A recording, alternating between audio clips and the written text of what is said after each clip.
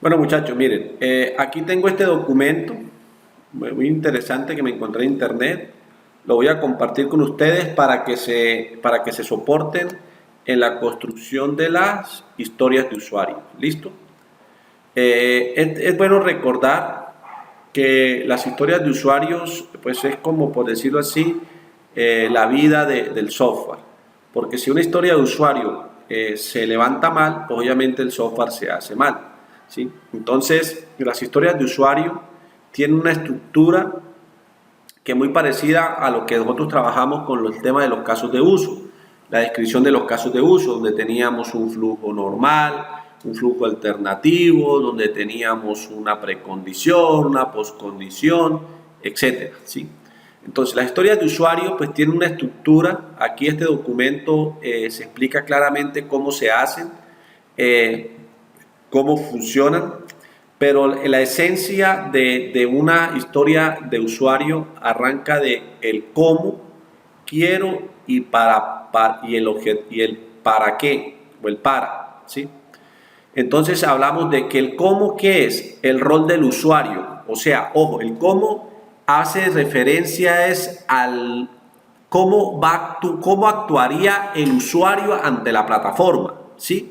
Entonces, si yo digo que voy a hacer una compra, entonces como cliente, ¿qué quiero hacer yo? Entonces, quiero desarrollar, entonces, ¿cómo? Entonces yo diría, si voy a crear la historia para hacer una compra, vamos a enfocarnos a hacer una compra a través de un carrito. Entonces yo digo el cómo. ¿El cómo qué sería?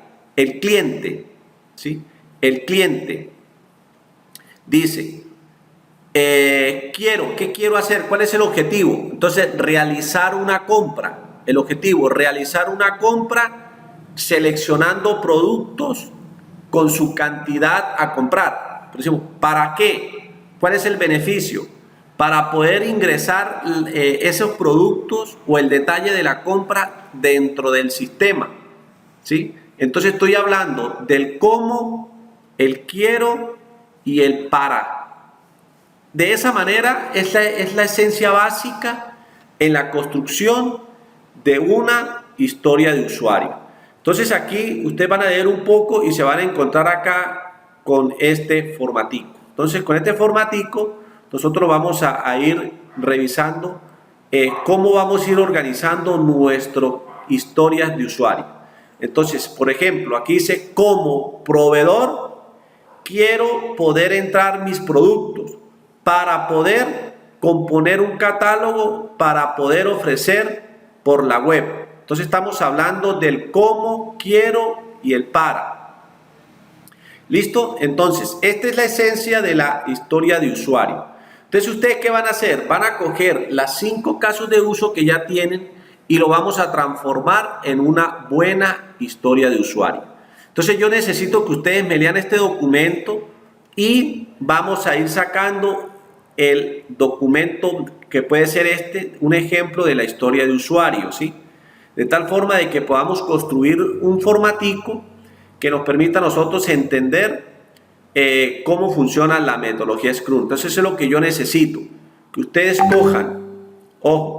cojan las historias que ya tienen, los requisitos que ya tienen y me los transformen 5 en historias de usuario, construyendo un formatico parecido a este ejemplo.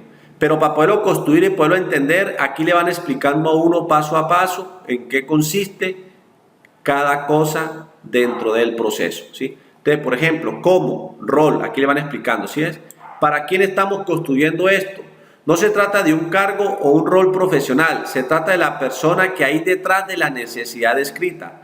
Persona que describimos por la user persona, que permite al equipo tener un entendimiento compartido de quién es, entender cómo trabaja y cómo piensa y siente, en definitiva, tener empatía con ella. Entonces, este es el cómo. El quiero, el objetivo, ¿sí?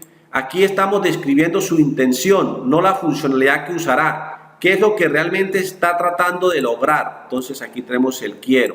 Para poder, el beneficio, ¿sí? Entonces, ¿cómo encaja su necesidad inmediata en lo que se rodea? ¿Cuál es el beneficio general tratando de lograr? Entonces, ustedes se van a leer esta parte y al final vamos a generar ese documento que nos va a permitir nosotros crear un formato que nos permita entender cómo funcionan las historias de usuario.